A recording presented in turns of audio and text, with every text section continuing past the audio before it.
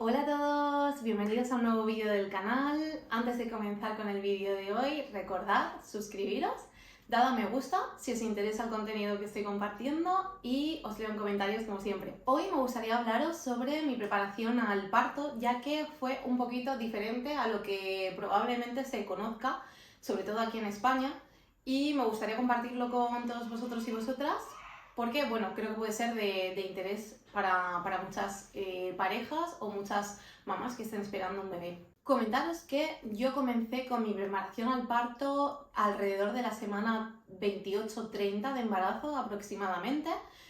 Empecé con la preparación al parto del hospital público en el que yo iba a dar a luz. Y se trataba de un contenido teórico, no llevaba nada de práctica, es decir, no llevaba ningún tipo de actividad física para preparar el cuerpo para el parto. Una serie de clases semanales que probablemente tendréis en todos los hospitales en los que vayáis a dar a luz o en una gran mayoría, al menos en los públicos. Se trata de unas clases bastante útiles de cara a tener muy claro y a visualizar muy bien todo el recorrido que vas a hacer el día que te pongas de parto. En nuestro caso, las sesiones eran bastante interesantes porque teníamos una visita guiada a los paritorios para que nos familiarizásemos con el entorno e incluían información bastante práctica como cosas que te van a proporcionar en el hospital y que no necesitas llevar, o cosas que en cambio necesitarías llevar o sería muy interesante que llevases en tu bolsa o en la del bebé.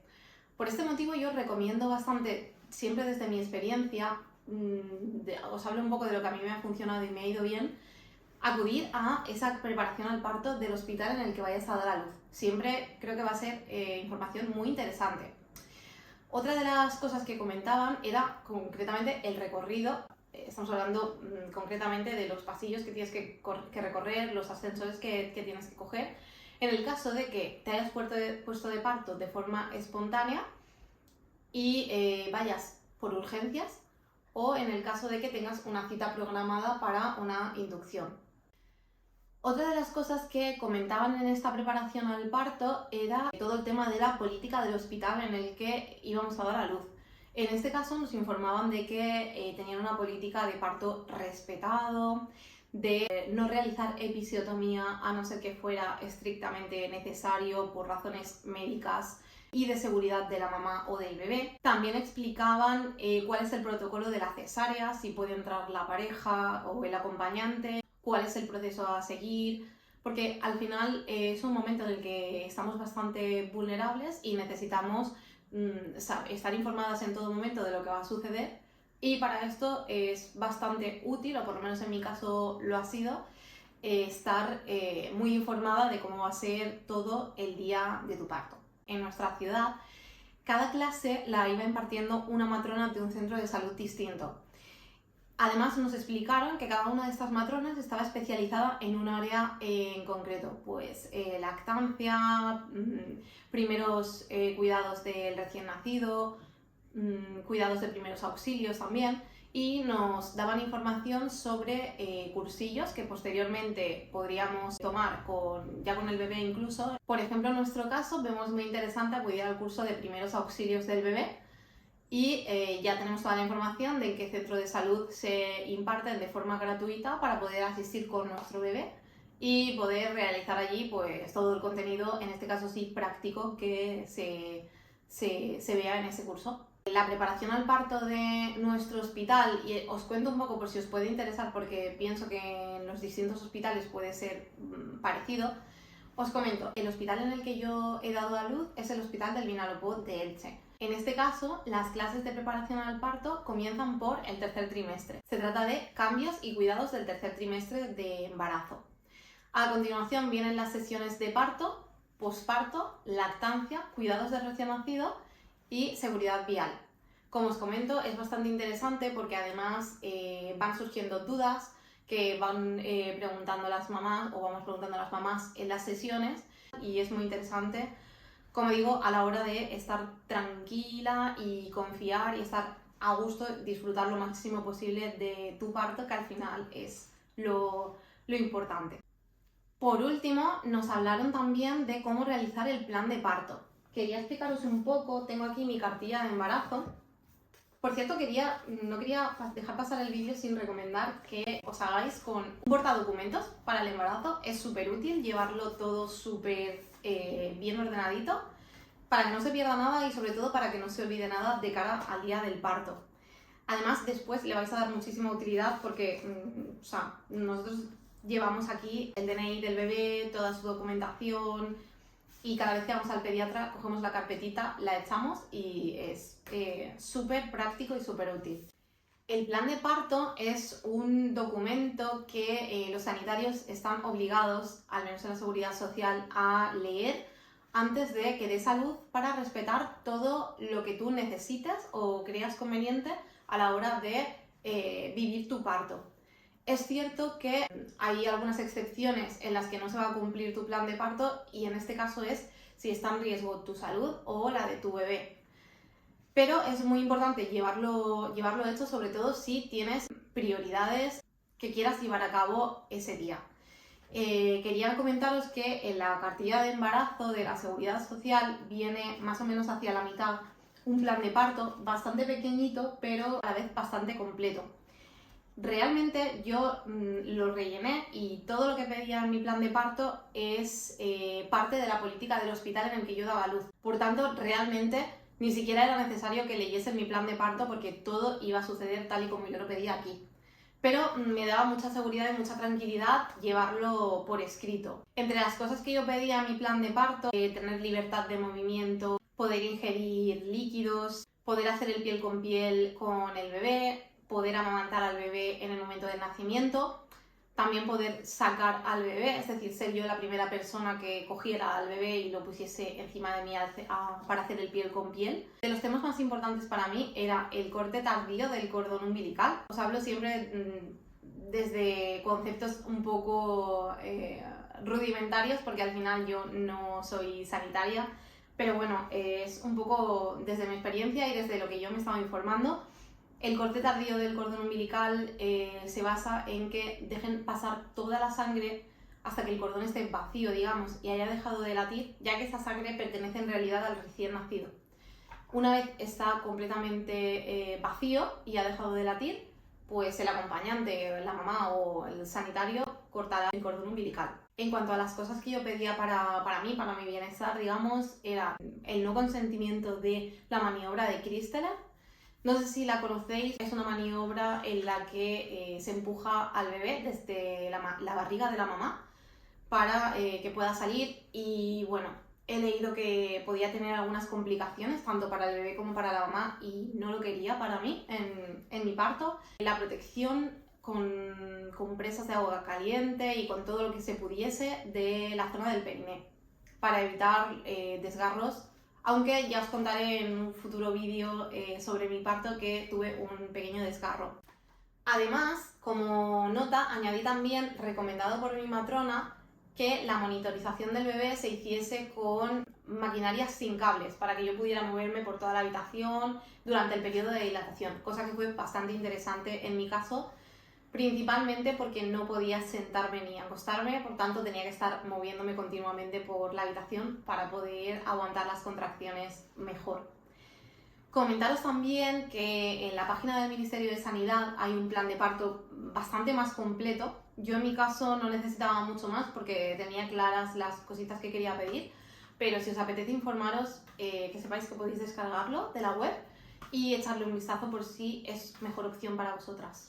Como os adelantaba al principio del vídeo, esta preparación al parto del hospital era bastante teórica y en mi caso buscaba también complementarla con algo un poquito más físico, que realmente me ayudase el día del parto. Es bastante común todo el tema de pilates, preparto y demás, pero en mi caso yo venía de hacer bastante deporte y sentía que quería algo un poquito más específico, que realmente me fuese útil ese día. Y bueno, que yo considerase que iba muy preparada y muy tranquila. Me estuve informando de varios tipos de preparación y di con una que creo que no es conocida aquí en España, aunque sí que lo es bastante en otros países de la Unión Europea, que es la aptonomía.